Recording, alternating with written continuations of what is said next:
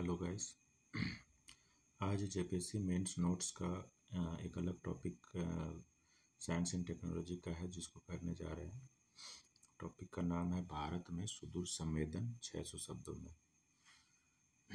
तो भारत में सुदूर संवेदन ये टॉपिक जो है पहले सिलेबस में देख लेते हैं कहाँ पे है और इसके पहले कौन कौन से टॉपिक हम लोग किए थे। ये सिलेबस है। सिलेबस में हम शुरू से पढ़ दे रहे हैं कि कौन कौन सा टॉपिक पहले आ रहा है, फिर ये कहाँ पे है। पहला है पहले तो ये बता दें कि ये साइंस एंड टेक्नोलॉजी डेवलपमेंट का सेक्शन ई का सिलेबस है। इसमें साइंस में A B C D E करके 5 सेक्शन है, जिसका लास्ट सेक्शन जो होता है ग्रुप ई, उसमें हम लोग अभी कर रहे हैं। आगे भी इसका जो बचा हुआ करेंगे। तो इसका पहले से टॉपिक क्या है देख लेते हैं। पहला है विज्ञान तथा प्रौद्योगिकी पर राष्ट्रीय नीति, इस पे हो चुका है हम लोग का। फिर आता है देश में ऊर्जा की मांग, परंपरागत एवं गैर परंपरागत ऊर्जा के स्रोत, इस पर भी एक वीडियो बना चुके हैं। फिर है नाभिकीय ऊर्जा, गुण तथा दोष, ये हो गया है। परमाणु नीति के नए रुझान पे हो गया है। एनपीटी सीटीबीटी हो गया। अंतरिक्ष प्रौद्योगिकी में भारतीय अंतरिक्ष कार्यक्रम पे हो गया है। विभिन्न उद्देश्यों के लिए उपग्रहों का प्रयोग, इस पे डिस्कशन हो चुका है। फिर आता है भारतीय प्रक्षेपास्त्र कार्यक्रम, इस पे हो गया। अब आता है नेक्स्ट सुदूर संवेदन। सुदूर संवेदन पे अभी हम डिस्कशन करने जा रहे हैं। टॉपिक में आते हैं। यह है भारत में सुदूर संवेदन 600 शब्दों में। पहले इसका इंट्रोडक्शन देखते हैं क्या है। तो कहता है भारत में सुदूर संवेदन कि सुदूर संवेदन दूर से वस्तुओं या क्षेत्रों के बारे में जानकारी प्राप्त करने की तकनीक है। ठीक है, इसको इंग्लिश में रिमोट सेंसिंग बोलता है। तो ये है कि सुदूर संवेदन दूर से वस्तुओं या क्षेत्रों के बारे में जानकारी प्राप्त करने की तकनीक है। आमतौर पर उपग्रहों या विमानों को उपयोग करके यह मानचित्र, संसाधन प्रबंधन, कृषि, मौसम पूर्वानुमान, आपदा निगरानी और पर्यावरण संरक्षण में महत्वपूर्ण भूमिका निभाता है। भारत में सुदूर संवेदन तकनीक के विकास का नेतृत्व भारतीय अंतरिक्ष अनुसंधान संगठन इसरो ने किया है, जिससे भारत अंतरिक्ष आधारित पृथ्वी अवलोकन में वैश्विक अग्रणी देशों में से एक बन गया है।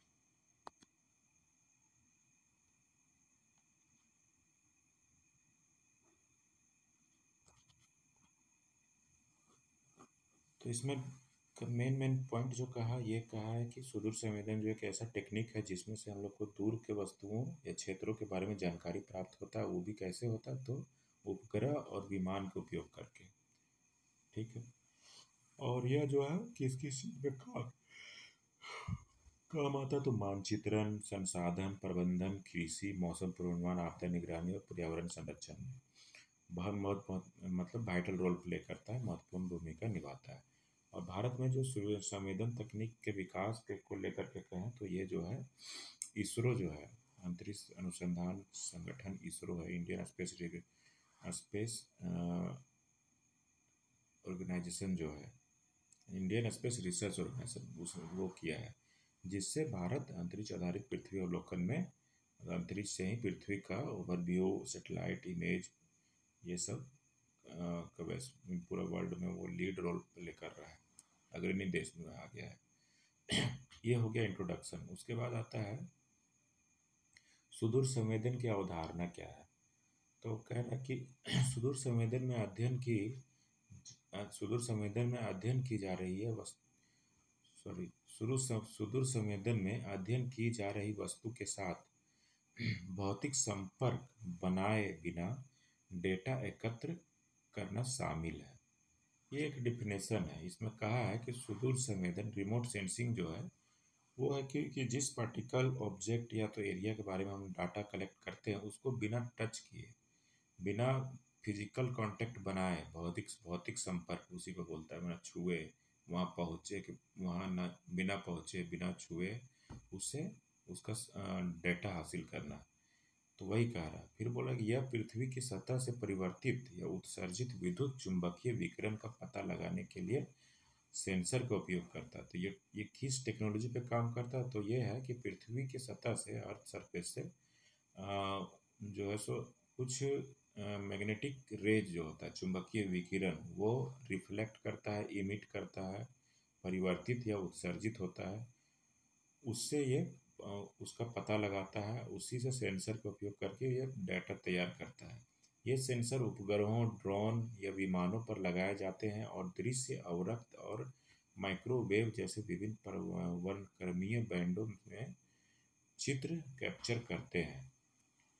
तो वही कह रहा है कि सुदूर संवेदन किस टेक्निक पे काम करता, तो वो जो अर्थ के थ्रू जो मैग्नेटिक रेज जो इमिट रिफ्लेक्ट करता है उसको स्टडी करता है, और उपग्रह ये जो ड्रोन सेंसर सेंसर ड्रोन में जो सेंसर रहता है, सेटेलाइट में जो सेंसर रहता है, या तो विमान में लगा हुआ रहता है, ये सब जिस जिस चीज़ के लिए स्टडी करना वो सब में सेंसर्स रहता है, वो इस चीज़ को अलग अलग माइक्रोवेव का अलग अलग ये रहता है, बैंड रहता है, उस बैंड के अंतर्गत वो डेटा कलेक्ट करता है और हम लोग को स्टडी करने के लिए उसको प्रोवाइड किया जाता है। फिर है कि सुदूर संवेदन दो प्रकार के होता है, एक है निष्क्रिय सुदूर संवेदन, एक है सक्रिय सुदूर संवेदन, या तो रिमोट सेंसिंग। तो उसमें बोल रहा है कि निष्क्रिय सुदूर संवेदन है कि प्राकृतिक ऊर्जा आमतौर पर सूर्य के प्रकाश जैसे ऑप्टिकल सेंसर को रिकॉर्ड करता है। इसमें जो सो नेचुरल लाइट, जैसे कि प्राकृतिक जैसे ऊर्जा, जैसे कि सूर्य का रोशनी से काम करता है। फिर है कि सक्रिय रिमोट सेंसिंग में क्या है, सक्रिय सुदूर संवेदन में तो डेटा एकत्र करने के लिए रडार, LIDAR जैसे कृत्रिम ऊर्जा स्रोतों का उपयोग होता है। ये दो चीज हुआ। फिर आता है भारत में सुदूर संवेदन का इतिहास। अब बताइए हिस्ट्री क्या है, हिस्टोरिकल बैकग्राउंड देखते हैं। भारत ने 1960 के दशक में 1960 के दशक में हवाई फोटोग्राफी और बुनियादी सुदूर संवेदन के साथ प्रयोग शुरू किया। ठीक है। तो कह रहा है कि भारत का इतिहास में अगर सुदूर संवेदन का बात करें तो भारत जो है 1960 के दशक में हवाई फोटोग्राफी मतलब एयरी फोटोग्राफी और बुनियादी सुदूर संवेदन मतलब कि फंडामेंटल जो होता है इसका रिमोट सेंसिंग के साथ प्रयोग किया था, शुरू हुआ था। और वास्तविक प्रगति जो है ये 1980 के दशक में उपग्रह आधारित सुदूर संवेदन के साथ शुरू हुआ। तो इसमें कह रहा है कि 1960 में इसका जो सो स्टार्ट हुआ था हवाई फोटोग्राफी और सुदूर संवेदन का बेसिक स्ट्रक्चर को लेकर के, और 1980 के दशक में जो है सो सैटेलाइट आधारित सुदूर संवेदन के साथ शुरू हुआ।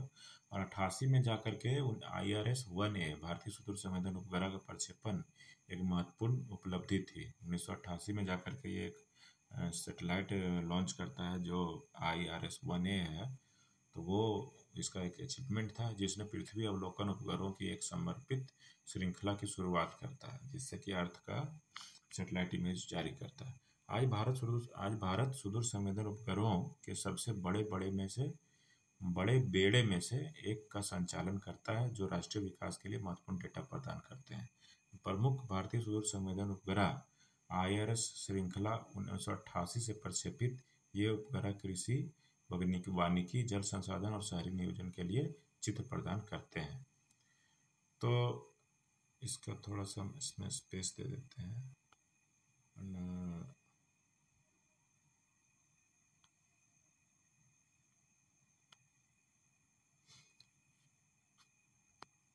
इसमें कह रहा है कि इसका हिस्टोरिकल बैकग्राउंड में कि 1960 के दशक में शुरू हुआ, 80 में जो सो ये वास्तविक रूप से शुरू हुआ, और 88 में सेटेलाइट लॉन्च कर देता है जो IRS-1A है।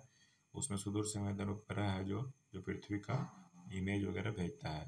और आज जो है भारत में एक बहुत बड़ा बेड़ा है जो सेटेलाइट को कंट्रोल करता है। और प्रमुख भारतीय सुदूर संवेदन उपग्रह इसमें कौन कौन सा है उसका चर्चा हम करते हैं। तो पहला है, एक बार शुरू से बोल देते हैं, जैसे IRS श्रृंखला है, कार्टोसेट श्रृंखला है, रिसोर्स सेट श्रृंखला है, रीसेट श्रृंखला है, फिर ओशन सेट श्रृंखला है, इनसेट श्रृंखला है। ये सब बहुत सारा सीरीज है जो सैटेलाइट का है। तो एक एक करके डिस्कस करते हैं। पहले है IRS श्रृंखला। इसका क्या है कि 1988 में प्रक्षेपित ये उपग्रह कृषि, वानिकी, जल संसाधन और शहरी नियोजन के लिए चित्र प्रदान करते हैं। तो इसमें कुछ ज़्यादा डिस्कशन की जरूरत नहीं है। ये इसका मतलब कि इंफॉर्मेशन है आयरस श्रृंखला के बारे में दिया है, तो वो सिंपल पढ़ना। फिर आता है कार्टोसेट श्रृंखला। तो कार्टोसेट श्रृंखला के आगे उच्च रिजोल्यूशन वाले उपग्रह जिनका उपयोग मानचित्रण, बुनियादी ढांचे के विकास और आपदा प्रबंधन के लिए किया जाता है। तो कार्टोसेट श्रृंखला में एक अलग चीज़ आया कि ये उच्च रिजोल्यूशन, हाई रेजोल्यूशन में इमेज कलेक्ट करता है, मतलब ज़्यादा जूम करके फोटो लेता है। ये कार्टोसेट में आ गया। आयरस में क्या था, तो सिंपल था। फिर आता है रिसोर्स सेट श्रृंखला। तो फसलों, जल निकायों और जंगलों जैसे प्राकृतिक संसाधनों की निगरानी पर केंद्रित है। फसल हो गया, जल संसाधन हो गया, जंगल वगैरह के लिए रिसोर्स सेट श्रृंखला है। सीरीज का सेटेलाइट उसमें काम करता है। कार्टोसेट तो देख लिए। फिर आया आयरस श्रृंखला हो गया। तो अब आता है रिसेट, रडार इमेजिंग उपग्रह। तो बादल वाले मौसम और रात के समय डेटा प्रदान करने के लिए माइक्रोवेव रडार का उपयोग करता है। तो ये रिसेट का काम है। तो एक रात में और बादल में जो है सो रडार के हेल्प से जो इमेज सेटेलाइट काम करता है, वो क्या है, रिसेट श्रृंखला का सेटेलाइट है। उसके पहले क्या था, रिसोर्स सेट श्रृंखला, ये जंगल वगैरह के लिए था, फसल वगैरह। कार्टोसेट में हाई रेजोल्यूशन था। आयरस में क्या था, तो उपग्रह वानिकी, जल संसाधन वगैरह के लिए, शहरी नियोजन के लिए था। फिर आता है ओशन सेट श्रृंखला। ओशन सेट श्रृंखला में क्या है कि क्लोरोफिल सांद्रता, समुद्री सतह के तापमान और पवन पैटर्न जैसे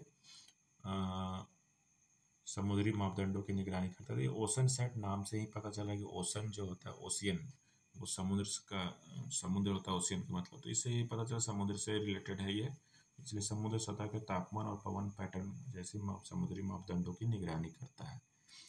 ठीक है। उसके बाद आता है इनसेट श्रृंखला। हालांकि ये मुख्य रूप से संचार उपग्रह है, फिर भी ये मौसम पूर्वानुमान में सहायता के लिए मौसम संबंधी पेलोड भी ले जाते हैं। तो इनसेट श्रृंखला है, हो गया। तो इसमें से ये सब सीरीज था जो सेटेलाइट था, जिसका क्या क्या यूज है उसके बारे में बताया गया है। तो एक बार देख लेते हैं इसका। आयरस श्रृंखला सिंपल था। कार्टोसेट में हाई रेजोल्यूशन था। रिसोर्स सेट श्रृंखला में फसल, जंगल वगैरह के लिए रिसेट जो था वो रडार पे बेस्ड है, जो रात और बादल में, रात्रि में काम करता है। ओशन सेट तो ओशन के नाम से ही पता है कि समुद्र के लिए है। इनसेट श्रृंखला था कि ये संचार के लिए, टेलीकम्युनिकेशन के लिए है, लेकिन ये जो है फिर भी मौसम पूर्वानुमान के लिए, सहायता के लिए यूज होता है, पेलोड भी ले जाता है, ये सब है। अब आता है भारत में सुदूर संवेदन के अनुप्रयोग। उस पर देखते हैं क्या, कहाँ कहाँ इसका यूटिलाइजेशन है। तो पॉइंट वाइज एक बार देखते हैं। पहले कृषि था, कृषि पे यूटिलाइज होता है। जल संसाधन प्रबंधन पे यूटिलाइज होता है। वानिकी और पर्यावरण के लिए हेल्पफुल है। आपदा प्रबंधन में काम आता है। शहरी नियोजन और बुनियादी ढांचा में काम आता है। जलवायु और मौसम में काम आता है। एक एक करके इस पर हम लोग डिस्कस करते हैं, देखते हैं क्या बोल रहा है। पहला आता है कृषि। भारत में सुदूर संवेदन का अनुप्रयोग कृषि के लिए क्या है। तो सुदूर संवेदन फसल निगरानी, उपज अनुमान, मृदा नमी विश्लेषण और कीटों का पता लगाने में मदद करता है। फसल अंतरिक्ष, कृषि मौसम विज्ञान और भूमि आधारित प्रक्षेपणों का उपयोग करके कृषि उत्पादन का पूर्वानुमान, जैसे कार्यक्रम कृषि उत्पादन का पूर्वानुमान लगाने के लिए उपग्रह आंकड़ों का उपयोग करते हैं। तो सिंपल है, कृषि के क्षेत्र में जो है रिमोट सेंसिंग का यूज यही हो सकता है कि आपका उपज हो गया, मृदा नमी विश्लेषण, कीट कहाँ कहाँ है, कितने पैमाने पे, ये सब पता लगाने के लिए यूज होता है। एक कार्यक्रम भी चलाया जा रहा है इसमें से, जैसे कि कार्यक्रम जो है कृषि उत्पादन का पूर्वानुमान लगाने के लिए उपग्रह आंकड़ों का उपयोग करता है। यह है भूमि आधारित प्रक्षेपणों का उपयोग करके कृषि उत्पादन का पुनरुपयोग, जैसे कार्यक्रम कृषि, वही बोल रहा है और कुछ नहीं। दूसरा आता है जल संसाधन प्रबंधन। तो सुदूर संवेदन का उपयोग जल निकायों की पहचान, सिंचाई प्रणालियों की निगरानी और जल ग्रहण क्षेत्रों के प्रबंधन के लिए किया जाता है। इसरो द्वारा विकसित भुवन जियोपोर्टल उपग्रह चित्रों और जल संसाधन मानचित्रों तक पहुंच प्रदान करता है। तो इसमें एक पॉइंट ये है कि जल संसाधन प्रबंधन में रिमोट सेंसिंग का उपयोग करके जल निकाय का पहचान किया जाता है, सिंचाई प्रणाली का मॉनिटरिंग, निगरानी किया जाता है और जल ग्रहण क्षेत्र का प्रबंधन के लिए किया जाता है। और एक चीज़ है कि भुवन जियो पोर्टल, एक भुवन नाम का जियो पोर्टल बनाया गया है, जिसमें से उपग्रह चित्र में जल संसाधन मानचित्र तक भी हम लोग एक्सेस कर सकते हैं, मतलब वो सब मैप में देख सकते हैं। तीसरा आता है वानिकी और पर्यावरण। तो भारत वन आवरण का आकलन, वनों की कटाई की निगरानी और वन अग्नि का पता लगाने के लिए सुदूर संवेदन का उपयोग किया जाता है, रिमोट सेंसिंग का यूज होता है। भारतीय वन सर्वेक्षण जो है FSI जो है वो द्विवार्षिक वन रिपोर्ट के लिए उपग्रह आंकड़ों पर निर्भर करता है। तो यही चीज़ है वानिकी और पर्यावरण में कि FSI जो है वो 2 ईयर्स रिपोर्ट जो तैयार करता है उसमें सैटेलाइट का डाटा का यूटिलाइज करता है। चौथा है आपदा प्रबंधन। तो सुदूर संवेदन बाढ़ मानचित्रण, चक्रवात ट्रैकिंग, भूकंप अवलोकन, आकलन और सूखे की निगरानी में सहायता करता है। वास्तविक समय के आंकड़े राष्ट्रीय आपदा प्रबंधन प्राधिकरण NDMA को त्वरित कार्रवाई करने में मदद देता है। यही सब है। पांचवा में है शहरी नियोजन और बुनियादी ढांचा। तो शहर भूमि उपयोग नियोजन, स्मार्ट सिटी विकास और अवैध निर्माणों की निगरानी के लिए उपग्रह चित्रों का उपयोग करते हैं।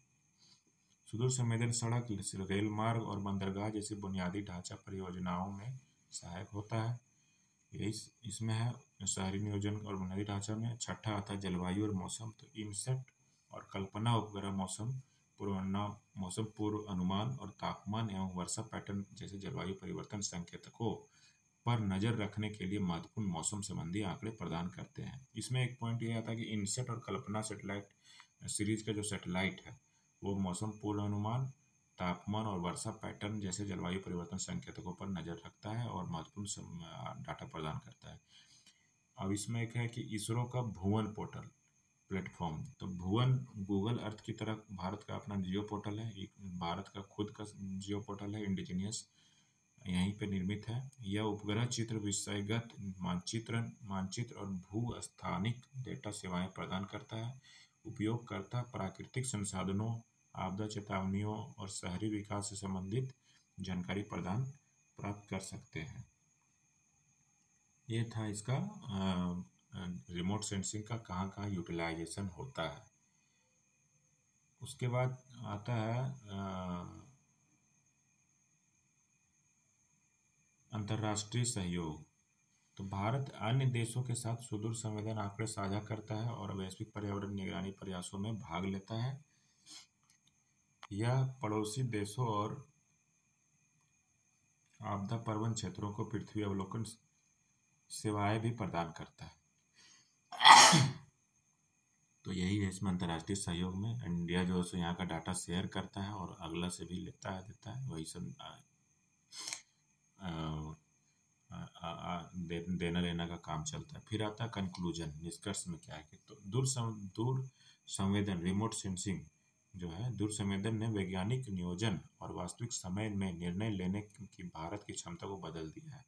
क्योंकि रिमोट सेंसिंग से पहले डाटा मिल जाता है, बाढ़ आंधी तूफान आने के पहले तो वो निर्णय पहले ले लेता है, प्रिकॉशन क्या लेना है, कैसे बचना है।